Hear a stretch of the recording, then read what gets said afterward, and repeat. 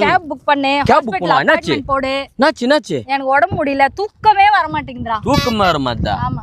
அங்க பாரு எப்படி நிம்மதியா தூங்குறாருன்னு. காலையில வந்தாரு சைட்டுக்கு. லேண்ட புக் பண்ணாரு, நிம்மதியா தூங்குறாரு. நீ எங்க லேண்ட்லைன் பூரா நகை நகை நகை நகை கட்டினாலும் நகை என்னைக்கு வந்தாலும் விலை ஏறும்டா. பீச் பக்கத்துலயே குடுக்குறாங்கக்கா. உங்க அப்பா கொடுப்பா இல்ல எங்க அப்பா கொடுப்பா? எங்க அப்பா எல்லாம் குடுக்கல, தனி எஸ்டேட்ல குடுக்குறாங்க. ஒரு ஸ்கொயர் ஃபீட் வெறும் 575 ரூபாய்க்கு குடுக்குறாங்க. சும்மா கதை. வா இந்த சைட்ல உனக்கு எது வேணுமோ சொல்லு. ஒரு ஸ்கொயர் ஃபீட் வெறும் 575 ரூபாய்க்கு 600 ஸ்கொயர் ஃபீட் வாங்குறானு 3,45,000 ரூபாய். கரெக்டா? ஆமா. கரெக்டா? 575 ரூபாய் போட்டா வருதா? அதுல 50% 1,72,200 ரூபாய் நீ குத்தா போதும். 72,500 படி கேட்டியா? சரி விடு, கணக்குல கொஞ்சம் மிஸ்டேக். அது குத்தா மட்டும் போதும். பேலன்ஸ் காசுலாம் இஎம்ஐல பண்ணி தர மாட்டாங்க. பேலன்ஸ் என்ன இருக்கோ அது மாசம் மாசம் உன்னால எவ்வளவு முடிதா குத்தணும். ஆனா ஒரு வருஷம் லட்சம் அதெல்லாம் எதுவும் வேணாம்.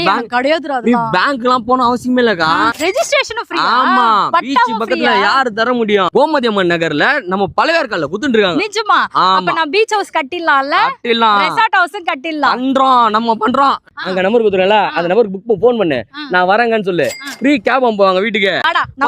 போறோம், புக் பக்கத்துல வாங்குறோம். ரெசார்ட்ட கட்டறோம். வேற மாதிரி பண்றோம். பாத்துட்டு இருக்கீங்க, நீங்களும் புக் பண்ணுங்க.